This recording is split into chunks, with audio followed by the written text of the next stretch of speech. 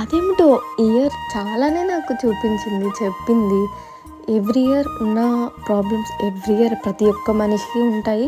But year అయితే గనక దానికి తగ్గ సొల్యూషన్స్ ఇలా చేసుకుంటే బాగుంటుంది అన్న ఒక మైండ్ థింకింగ్ కూడా నాకు ఎందుకో బాగా పెరిగిందనిపించిందండి ఇయర్.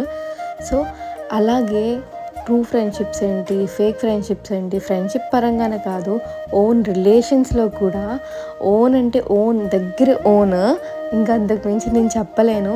వాళ్ళల్లో కూడా ఎంతమంది ఎలా ఉంటారు ప్రతి ఒక్కటి కూడా బాగా నేర్పించింది నాకైతే ఇయర్.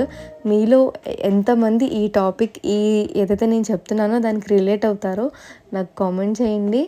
సో ఇంకా నువ్వు ఇది చేయలేవు, వేస్ట్, తను వద్దు అన్నాయి కూడా చేసి చూపించిన రోజులు చాలా చాలా అంటే నాలో ఉన్న ఫియర్ని ఇయర్ అయితే చాలా అంటే చాలా పోగొట్టింది ఫస్ట్ ఆఫ్ ఆల్.